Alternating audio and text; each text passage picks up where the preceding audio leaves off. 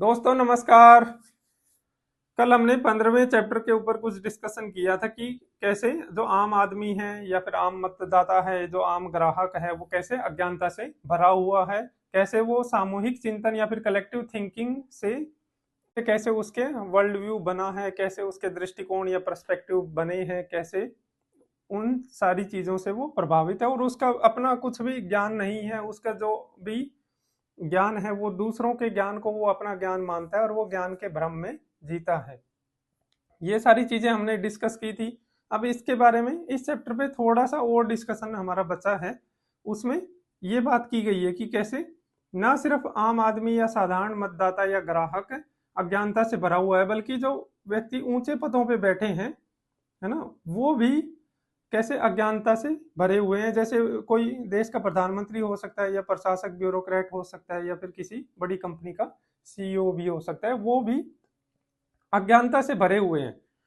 तो बेशक इन लोगों के पास आम आदमी की बजाय काफी अच्छे रिसोर्सेज होते हैं, उनके पास थिंक टैंक होते हैं, एडवाइजर्स होते हैं और खुफिया एजेंसियां भी इनके पास होती है जो इनको अच्छी सूचनाएं मुहैया करवाती है ना। उसके बावजूद भी इनकी स्थिति आम आदमी से कोई ज्यादा बेहतर नहीं है, ये भी काफी अज्ञानता से भरे हुए हैं। इसी चीज की यहाँ पे पड़ताल की गई है कि ऐसा क्यों है, इतने संसाधन होने के बावजूद भी अज्ञानता क्यों हावी रहती है। तो इसके अगर कारणों पे बात करें कि क्या कारण है, तो पहला कारण ये है कि इनके पास समय नहीं होता। जो ऊंचे पदों पे बैठे व्यक्ति होते हैं उनके पास समय का बहुत ही अभाव होता है और सत्य होता है। सत्य खोजने के लिए समय चाहिए होता है, सत्य समय मांगता है ना। कि आपको ऐसे अनजान रास्तों पे भटकते फिरना पड़ेगा, व्यर्थ तरीके अपनाने पड़ेंगे, आप बार बार अलग अलग एक्सपेरिमेंट करोगे, फेल होगे, डाउट करोगे, छानबीन करोगे, जांच करोगे। ये सारी चीजें करने के बाद आप सत्य तक पहुंच पाते हो और सत्य, इन सारी चीजों को करने के लिए समय चाहिए, इसलिए सत्य तभी मिलता है जब आप उसके ऊपर समय दे पाओ। लेकिन ये जो ऊंचे पदों पे बैठे लोग हैं इनके पास उतना समय नहीं होता, तो इसलिए ये सत्य तक खुद नहीं पहुंच पाते। अब अगर दूसरा कारण आए तो वो है सत्ता का चरित्र, कि सत्ता का चरित्र है जो व्यक्ति को या फिर इन ऊंचे पदों पर बैठे व्यक्तियों को सत्य तक पहुंचने से रोकता है। तो सत्ता का जो चरित्र है वो ये होता है कि वो वास्तविकता को उसके वास्तविक स्वरूप में देखने की बजाय उसको विकृत करने में ज्यादा विश्वास रखता है ना। यहाँ पे एक उदाहरण दिया गया है, एक रूपक दिया गया है कि जब आपके पास हथौड़ा होता है ना, तो हथौड़ा, जब आपके हाथ में हथौड़ा होता है तो आपको हर चीज एक कील की तरह दिखती है। और यही सत्ता का भी चरित्र है कि सत्ता को हर चीज, हर बात उसके सत्ता में या फिर उसके कार्य में दखल अंदाजी जैसे लगती है। जैसे कोई भी मीडिया रिपोर्ट आती है तो वो सरकार को या फिर सत्ता में बैठे लोगों को उनके विरुद्ध लगती है। तो इस वजह से वो वास्तविकता को वास्तविक स्वरूप में ना देखने की बजाय उसे विकृत करने में ज्यादा विश्वास रखते हैं, उसे बदलने में ज्यादा विश्वास रखते हैं। तो सत्ता का चरित्र ही ऐसा है कि वो सत्य को पसंद नहीं करता, वो वास्तविक स्वरूप को देखना नहीं चाहता, क्योंकि वो उसके सत्ता में या उसके कार्य में एक दखल अंदाजी जैसा उनको लगता है। तो ये काफी इंपॉर्टेंट एक रूपक है कि सत्ता का चरित्र ऐसा होता है कि जब आपके हाथ में हथौड़ा हो तो आपको हर चीज एक कील की भांति दिखती है। अगर तीसरे कारण पे आए तो वो है कि मान लो कि कोई सत्ता पे ऐसा व्यक्ति आसीन है जिसके हाथ में हथौड़ा है, लेकिन वो उस हथौड़े का यूज नहीं करता, उस हथौड़े को इस्तेमाल करते टाइम बहुत ही ज्यादा संयम रखता है। लेकिन बावजूद इसके उस व्यक्ति के आसपास के जो लोग होंगे वो ये चीज नहीं भूलेंगे कि उसके हाथ में हथौड़ा है। वो हमेशा उससे डरे रहेंगे, अपनी बात कहते टाइम घबराएंगे, खुलकर कभी कोई बात रखेंगे नहीं, अपना मत कभी रखेंगे नहीं। और अगर इसी तरह से वो जो आसपास के लोग होते हैं वो एक अपने ही माइंड में एक ऐसी लिस्ट बना के चलते हैं कि उनको क्या बोलना है, क्या नहीं बोलना है, क्या चीज़ें हर्ट कर सकती हैं, क्या चीज़ें गलत मतलब निकल सकता है, तो वो काफ़ी घबराते हैं और इस वजह से वो कभी खुल के अपने मत नहीं रख पाते और सत्य को जाहिर नहीं कर पाते। तो ये चीज़ें भी ऐसी है कि जो सत्य तक पहुंचने से इन लोगों को रोकती है। अगर चौथे कारण पे आए तो ये बताता है कि सत्ता या शक्ति होती है वो ब्लैक होल की भांति होता है। ब्लैक होल क्या करता है कि उसके आसपास की जितनी भी चीजें होती है जो एक बार उसके ऑर्बिट में आ जाए तो वो अपने ग्रेविटेशनल बल के द्वारा उस चीज को प्रभावित करता है, उसको विकृत कर देता है। तो सत्ता या शक्ति का चरित्र भी ब्लैक होल की तरह है। एक बार कोई व्यक्ति उस सत्ता के ऑर्बिट में आया, उसकी कक्षा में आया, तो वो उसको विकृत कर देता है। वहां पे जो लोग उस सत्ता पे बैठे व्यक्ति के ऑर्बिट में एक बार जाते हैं, उसके पास जाते हैं, तो उनको पता है कि ये व्यक्ति उनको ज्यादा टाइम नहीं दे पाएगा। तो जब उनको पता है कि ये ज्यादा टाइम नहीं दे पाएगा तो वो उस थोड़े से टाइम का उपयोग करते हैं चाटुकारिता करने में, उसकी खुशामद करने में, ताकि वो अपना कुछ काम निकलवा पाए। वो कभी भी सत्य को जाहिर नहीं करेंगे, बेशक उनको कितना ही बड़ा सत्य पता हो। तो ये चीज एक मतलब यहाँ पे ब्लैक होल के उदाहरण के माध्यम से समझाई गई है कि कैसे सत्ता का जो चरित्र होता है, सत्ता पे जो बैठे लोग होते हैं, उनके ऑर्बिट में कैसे चीजें विकृत होती है, कैसे उनको उनके आसपास के लोग सत्य नहीं बताते। यहाँ पे एक उदाहरण दिया गया है, लेखक ने एक उदाहरण दिया कि वो एक बारी बेंजामिन नेतन्याहू से मिलने गए थे, और जब वो मिलने गए तो उन्होंने अपना पर्सनल एक्सपीरियंस शेयर किया कि वहाँ पे जो 30 लोग बैठे थे वो यही काम कर रहे थे कि वो वास्तविक मुद्दों पे बात करने के बजाय या फिर सच बोलने के बजाय वो उसकी चाटुकारिता करने में, खुशामद करने में, उसका ध्यान अपनी तरफ खींचने में लगे हुए थे। तो उन्होंने ये पर्सनल उदाहरण से ये चीज़ समझाने की कोशिश की है। अगर पांचवें कारण की बात करें तो ये भी है कि सत्ता का जो केंद्र है, सत्ता पे जो व्यक्ति आसीन है, वहां तक पहुंचना भी बहुत ही मुश्किल होता है, क्योंकि जो उसके आसपास के लोग होते हैं, जैसे प्रधानमंत्री से अपॉइंटमेंट लेनी है तो अपॉइंटमेंट देगा कौन, है ना? उसके आसपास के जो ब्यूरोक्रेट है, जो सिस्टम है, वो आम आदमी को या फिर ऐसे व्यक्ति को जिसके विचार अपारंपरिक हैं, है ना, उसको वहां तक पहुंचने भी नहीं देता। बेशक वो इस सिस्टम ये सिस्टम ऐसा बनाया गया है कि वो काफी अनावश्यक लोगों को या अनावश्यक चीजों को वहां से हटा दे ताकि वो समय बर्बाद ना हो, लेकिन इस प्रोसेस के जरिए कुछ सही सत्य बताने वाले लोग भी वहां तक नहीं पहुंच पाते। तो सत्ता के केंद्र तक या फिर सत्ता पर आसीन व्यक्ति के ऑर्बिट तक पहुंचना भी बहुत ही मुश्किल है, तो इस वजह से भी सत्य बाहर नहीं आ पाता।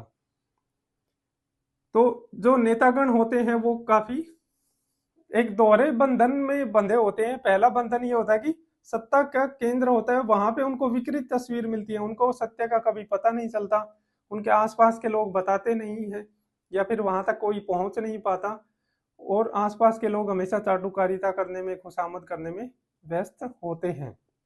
उनके पास समय भी नहीं होता कि वो वास्तविक सत्य को जान पाए, वास्तविक तस्वीर को देख पाए, तो उनको जो भी तस्वीर मिलेगी हमेशा विकृत ही मिलेगी। तो एक तरफ तो उनको जो तस्वीर दिखती है वो विकृत दिखती है, दूसरी तरफ वो उनके पास इतना समय भी नहीं है कि वो सत्ता से बाहर आके, उस सत्ता के केंद्र से बाहर आके सत्य को वास्तविक स्वरूप में समझे, खोजे। तो उस अगर वो ऐसा करेंगे तो उनका बहुत सारा समय बर्बाद होगा।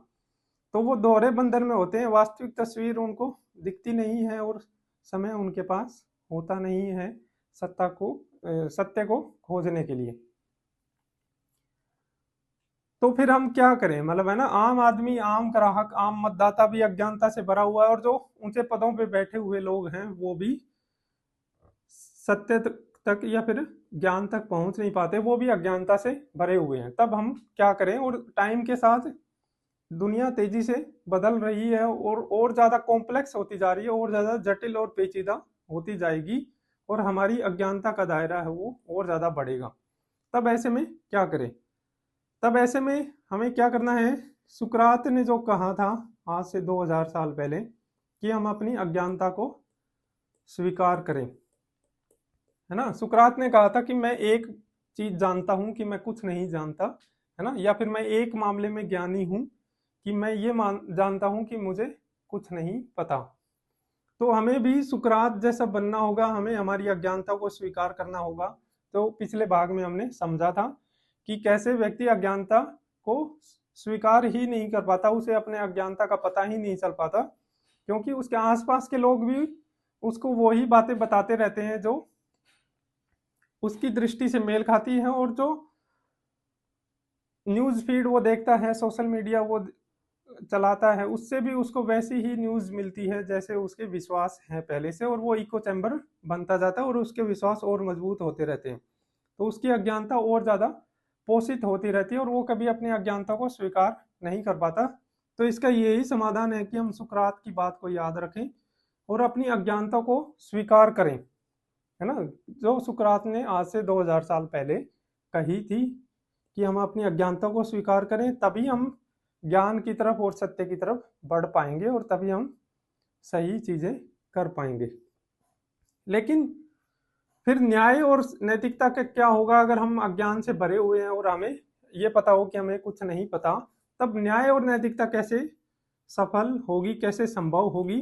क्योंकि न्याय करने के लिए या फिर नैतिकता का निर्धारण करने के लिए हमें पता होना चाहिए कि सही क्या है, गलत क्या है, उनके बीच का अंतर पता होना चाहिए, उनके बीच के अंतर का ज्ञान होना चाहिए, और न्याय और अन्याय के बीच का जो भेद है वो भी हमें पता होना चाहिए। लेकिन अगर हम अज्ञान से भरे हुए हैं तो हम ये चीज कैसे करेंगे? हम कैसे न्याय करेंगे, कैसे संसाधनों का बंटवारा करेंगे, कैसे पता करेंगे कि जो चीज हम कर रहे हैं वो गलत है या सही है, कैसे हम नैतिकता का निर्धारण करेंगे? तो ये चीज हम फिर कैसे करेंगे, और ये हम अगले चैप्टर में, अगला चैप्टर इसके के बारे में है, न्याय के ऊपर।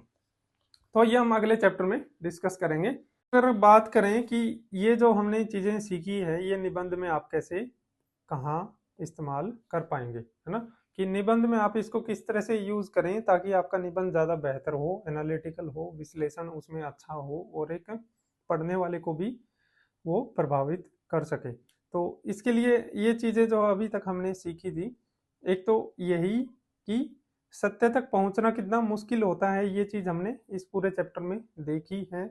चाहे वो एक आम आदमी हो और चाहे वो कोई ऊंचे पद पे बैठा व्यक्ति हो, सभी अज्ञानता से भरे हुए हैं और सत्य को जानने के लिए समय चाहिए होता है और सत्य तक पहुंचना काफी मुश्किल भी होता है ना। तो ऊंचे पद पे बैठे व्यक्ति की अपनी समस्याएं हैं और आम आदमी की अपनी मजबूरियां हैं जिसकी वजह से वो सत्य तक नहीं पहुंच पाता। समय का भाव आम आदमी के पास भी रहता है, उसे भी अपने डे टू डे लाइफ की एक्टिविटी करनी रहती है और ऊंचे पद पे बैठे व्यक्ति के पास भी। तो अगर सत्य पे आपको निबंध लिखना आए और सत्य क्यों मुश्किल हो जाता है जानना, सत्य को पहचानना और सत्य की खोज करना, तो वहां पे आप ये आर्गुमेंट लिख सकते हो। और सत्ता के चरित्र पर अगर आपको लिखना हो कि सत्ता का चरित्र कैसा होता है, इस बार जैसे निबंध भी आया है 2024 में कि अगर आप व्यक्ति के चरित्र का परीक्षण करना चाहते हैं तो उसे शक्ति दे दीजिए, है ना। तो ये जो उदाहरण है कि अगर आपके हाथ में हथौड़ा है तो आपको हर चीज एक कील की भांति दिखती है। तो ये सत्ता का चरित्र ऐसा ही है कि वो व्यक्ति को इस तरह से बना देती है, उसको हर चीज उसके अगेंस्ट लगती है और वो अपनी शक्ति का उपयोग हर चीज को दबाने में करता है। तो वहां पे आप ऐसे तर्कों का इस्तेमाल कर सकते हो कि सत्ता कैसे व्यक्ति के सही चरित्र को बाहर लाती है या उसका चरित्र का कैसे पतन कर देती है।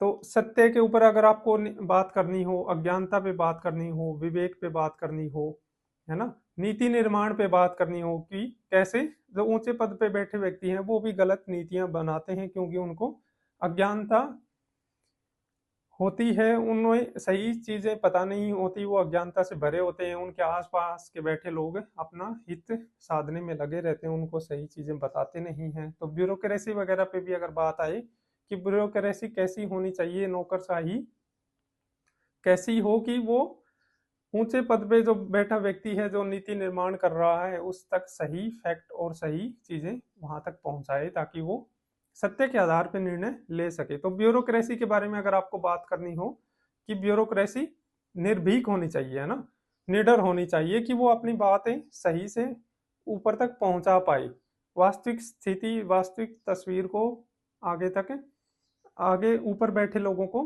दिखा पाए।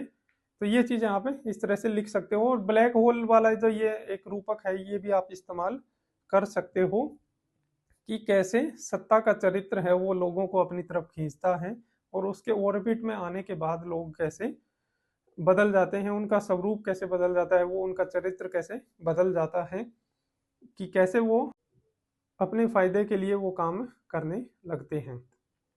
तो ये सारी चीजें आप लिख सकते हो कि सत्ता के केंद्र तक आम आदमी की पहुंच क्यों नहीं हो पाती, कि सत्ता के पद पर जो बैठा है उस तक आम आदमी अपनी बातें क्यों नहीं पहुंचा पाता।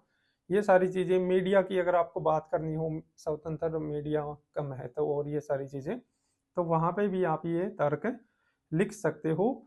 हमारी जो लीडरशिप है, उस लीडरशिप के सामने क्या क्या चुनौतियां हैं, अगर लीडरशिप पे आपको बात करनी हो तो भी आप ये तर्क यूज कर सकते हो कि लीडरशिप के सामने क्या चुनौतियां हैं, कैसे उन तक जो तस्वीर पहुंचती है वो विकृत होती है, या फिर उनके पास समय नहीं होता, तो उसका आप फिर कुछ ना कुछ समाधान सुझाओ कि नेता कैसे ज़्यादा बेहतर डिसीजन ले सकते हैं, कैसे ज़्यादा बेहतर नीतियां बना सकते हैं, सत्ता का कैसे विकेंद्रीकरण हमें करना चाहिए।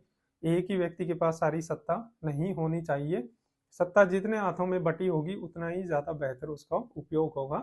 तो इस साल वाला जो निबंध आया था उसमें भी ये सारे तर्क आप इस्तेमाल कर सकते हो, है ना। और दुनिया कैसे बदल रही है, हमारी अज्ञानता कैसे बढ़ती जा रही है, हमारी अज्ञानता को अगर हम स्वीकार करें तो व्यक्तिगत स्तर पे भी हम सीखने की प्रक्रिया को आगे बढ़ा पाएंगे, नई खोज कर पाएंगे। अगर हम अपनी अज्ञानता को स्वीकार करें, हम जो चीज़ें जानते हैं उसके ऊपर डाउट करें, उसके ऊपर प्रश्न करें, तो हम नए ज्ञान, नए सत्यों को खोज पाएंगे। इस साल का जो निबंध आया था यूपीएससी में ही, कि प्रश्न पूछने वाला व्यक्ति ही विज्ञान का सच्चा सिपाही है ना, a doubter is the true man of science. तो वहां पे आप ये तर्क इस्तेमाल कर सकते हो कि जो प्रश्न पूछता है वो अपनी अज्ञानता को स्वीकार करता है, और विज्ञान की बुनियाद ही यही है कि वो अपनी अज्ञानता को स्वीकार करे। तो ये चीज भी बहुत ही इंपॉर्टेंट और महत्वपूर्ण तर्क है जो आप अपने निबंध में इस्तेमाल कर सकते हो। और न्याय और नैतिकता के ऊपर, कि हमारी अज्ञानता है तो हम न्याय और नैतिकता का निर्धारण कैसे करें, ये हम नेक्स्ट चैप्टर में पढ़ेंगे। तो ये हमारी इस डिस्कशन का उद्देश्य था। और आप इस टेलीग्राम चैनल पे इसकी पीडीएफ आपको मिल जाएगी, और कोई डाउट हो तो आप पूछ सकते हो कमेंट में भी और टेलीग्राम चैनल पे भी। Thank you very much.